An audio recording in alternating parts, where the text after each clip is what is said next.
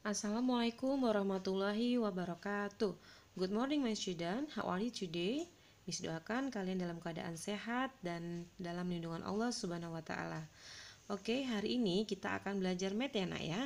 Oke, materi hari ini yaitu tentang segi banyak. Segi banyak ada dua ya, Nak, yaitu segi banyak beraturan dan segi banyak tidak beraturan. Apakah segi banyak itu? Oke, segi banyak adalah bangun datar tertutup yang seluruh sisinya dibatasi oleh garis yang memiliki banyak segi dan sudut yang paling sedikit 3 sisi. Ingat, paling sedikit 3 sisi. Kita lihat contoh gambarnya. Segi banyak ada segitiga, segi 4, ada tanda panah seperti ini, semuanya tertutup ya. Maka dari itu ini disebut sebagai segi banyak, lebih dari 3 sisi atau paling sedikit 3 sisi ya. Segitiga kan 3 tuh sisinya. Next, yang bukan segi banyak, ada bentuk seperti bulan, ini memiliki 2 sisi sehingga bukan disebut sebagai segi banyak. Dan ada bidang ini yang paling bawah, dia bidangnya tidak tertutup sehingga bukan disebut sebagai segi banyak.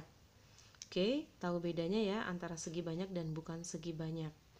Yang pertama yang akan kita bahas berikutnya, segi banyak beraturan. Segi banyak beraturan adalah segi banyak yang semua sisinya sama panjang. Kalau sisinya sama panjang, pasti sudutnya pun sama besar ya. Itu yang harus diingat. Ciri-cirinya, sisi-sisinya sama panjang, pasti sudutnya juga harus sama besar. Lihat, segitiga sama sisi, panjang sisinya sama. Segi 4, panjang sisinya juga sama. Segi 5, sisi-sisinya ini sama panjang, sudutnya pula sama besar. Segi 5 disebut pentagon. Segi 6 disebut heksagon, sisi-sisinya masih sama.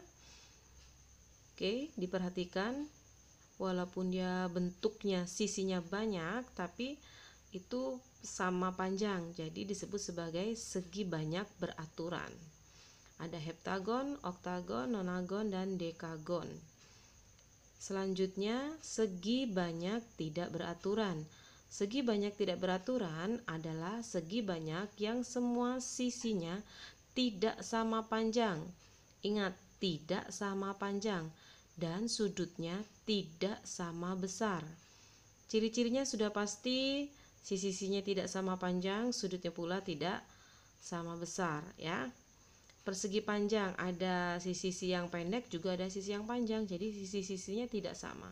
Begitu pula dengan jajar genjang, segitiga siku-siku, segitiga sama sisi, juga trapesium. Jadi bangun datar tersebut merupakan segi banyak tidak beraturan.